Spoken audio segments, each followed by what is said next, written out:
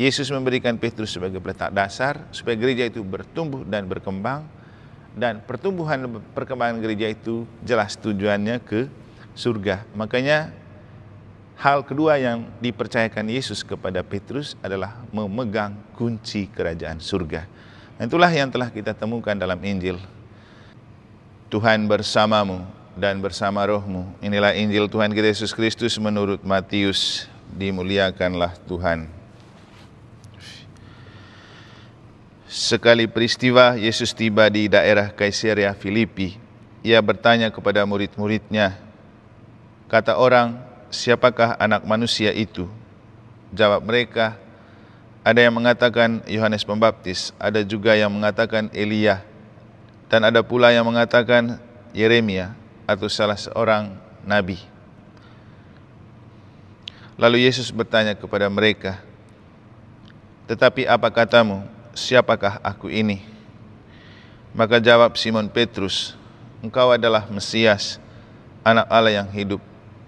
Kata Yesus kepadanya, berbahagialah engkau Simon bin Yunus, sebab bukan manusia yang menyatakan ini kepadamu, melainkan Bapa-Ku yang di surga. Dan aku pun berkata kepadamu, engkau adalah Petrus, dan di atas batu karang ini akan kudirikan jemaat-Ku, dan alam maut tidak akan menguasainya. Kepadamu akan kuberikan kunci kerajaan surga, dan apa yang kau lepaskan di dunia akan terlepas di surga. Demikianlah sabda Tuhan, terpujilah Kristus. Bapak, Ibu, Saudara-saudari, adik-adik dan anak-anak sekalian yang saya kasih dalam Tuhan, hari ini gereja merayakan pesta tahta Santo Petrus Rasul untuk mengingatkan dan mengenangkan peristiwa di mana tahta kekuasaan Allah dimandatkan oleh Yesus kepada Petrus sebagai paus pertama, yang sering disebut dengan primat paus atau primat Petrus. Yang menarik untuk kita maknai adalah proses bagaimana Yesus memberikan kepercayaan itu kepada Petrus dan menjadikan Petrus sebagai wadas dasar gereja, dan juga memberikan kepercayaan kepada Petrus kunci kerajaan Allah. Jadi ada dua posisi yang diberikan atau dipercayakan oleh Yesus kepada Petrus sebelum Yesus naik ke surga atau meninggalkan bumi, untuk menjadi fondasi bagi berdirinya gereja jemaat Allah untuk bisa bertumbuh dan berkembang. Dan ingat,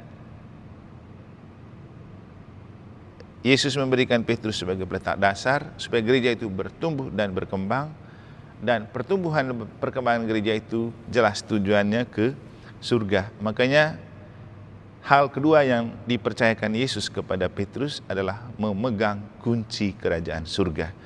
Itulah yang telah kita temukan dalam Injil. Dan sebelum diberikan kepercayaan seperti itu, ada sebuah proses penemuan diri Yesus dan Petrus lah.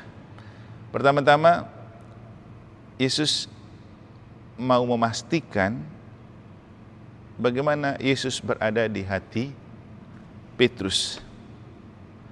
Yang kedua juga Petrus mau memastikan bagaimana Yesus ada di hatinya. Tentu posisi di Kaisarea seperti yang kita dengar dalam Injil itu sebuah keberadaan yang setelah lama Petrus mengikuti Yesus. Dan waktu itulah Yesus bertanya kepada mereka, kata orang yang kamu dengar, siapakah anak manusia itu? Ada banyak jawaban yang diberikan. Kemudian Yesus lebih dalam ingin mengenal jawaban mereka dan pengetahuan mereka tentang Yesus. Tetapi apa katamu? Dan di antara para rasul atau orang-orang yang ada di Kaisarea waktu itu, Petrus yang sukses menemukan jawaban yang tepat. Engkau adalah Mesias, anak Allah yang hidup. Ketepatan dan kebenaran jawaban Yesus, jawaban Petrus, kemudian ditegaskan oleh Yesus ketika Yesus mengatakan, berbahagialah engkau Petrus, Kefas, karena engkau memberikan jawaban dan jawaban itu benar, tapi bukan dari kamu, tapi dari Allah. Tentu sebuah pertanyaan yang bisa mencuat dalam benak kita. Bagaimana Petrus bisa bekerja? Bagaimana Allah bisa bekerja dalam diri Petrus? Bapak Ibu, tentu Allah tidak sembarang bekerja dalam setiap pribadi. Di antara banyak orang yang ikut Yesus, Allah berbicara dalam diri Petrus. Mengapa harus Petrus? Padahal kalau kita lihat rekam jejak, Petrus juga tidak murni-murni amat mengikuti Yesus. Pernah menyangkal Yesus? Iya. Pernah meragukan Yesus? Iya. Pernah ditegur dan dianggap iblis oleh Yesus? Iya. Tapi kenapa kemudian justru Yesus atau Allah berbicara dalam diri Yesus untuk berbicara tentang Yesus itu siapa?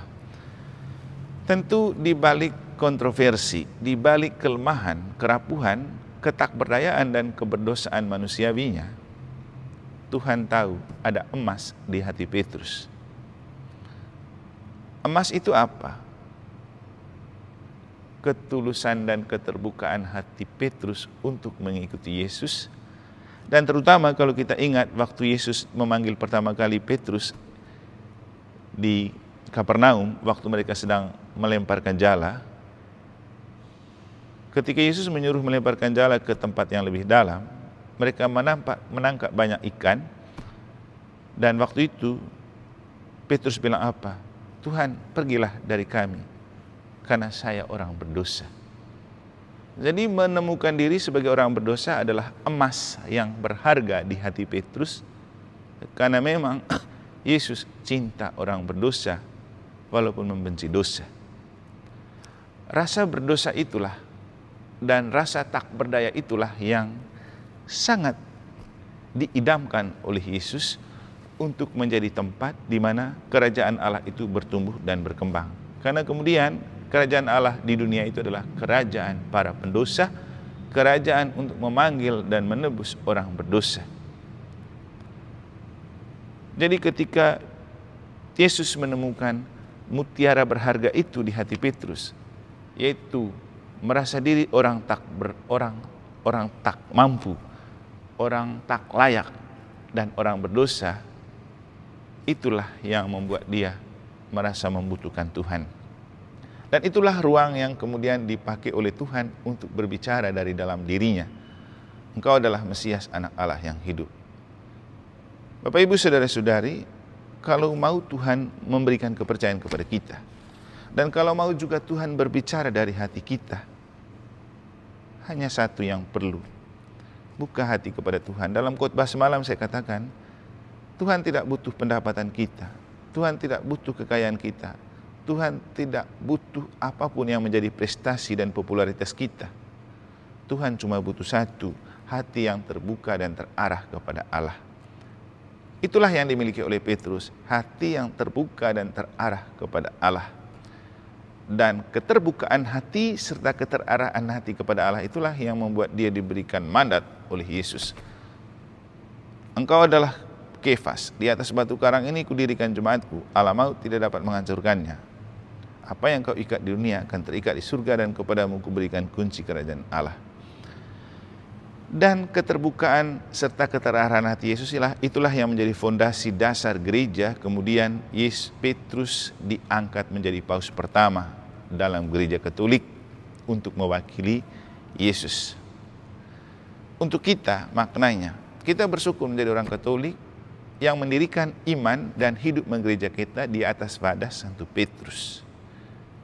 Karena ketika kita mendirikan iman dan hidup menggereja kita di atas dasar wadah Santo Petrus, bukan cuma kekuatan ilahi yang akan tampak dan bekerja, tapi juga jaminan akan hidup kekal. Karena kemudian Petrus bukan hanya menjadi dasar, tapi diberikan kepercayaan untuk memegang kunci kerajaan Allah.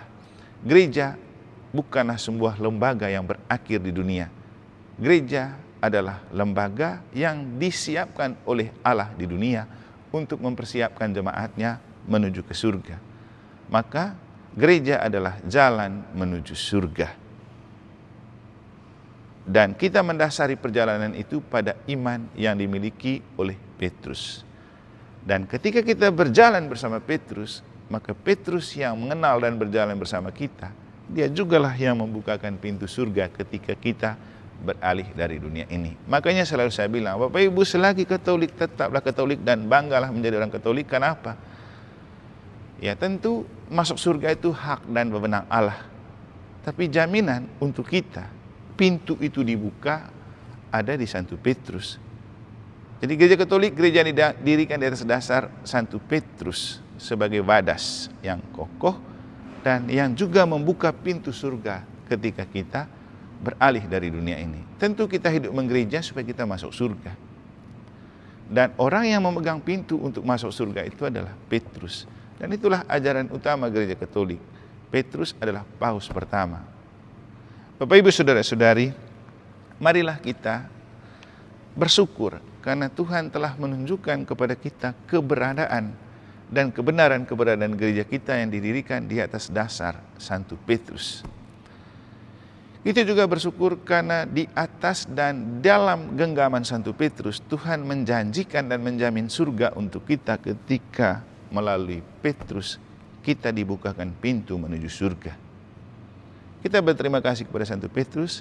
Kita mohon doa dan penyertaan senantiasa dari Santo Petrus untuk kita terjaga dan terpelihara dalam iman, tangguh dan kokoh dalam iman, dan membuka serta mengarahkan hati kepada Tuhan, supaya seperti Tuhan yang berbicara dalam diri Petrus dan memberikan kepercayaan kepada Petrus, juga berbicara dalam diri kita, memberikan kepercayaan kepada kita, dan ketika beralih dari dunia ini, kita layak untuk dibukakan pintu surga oleh Petrus, menikmati gereja abadi, hidup abadi dalam kerajaan surga bersama Bapa dan para kudusnya. Selamat pesta tahta Santo Petrus. Santo Petrus, doakanlah gereja kami, doakanlah kami selalu. Tuhan memberkati.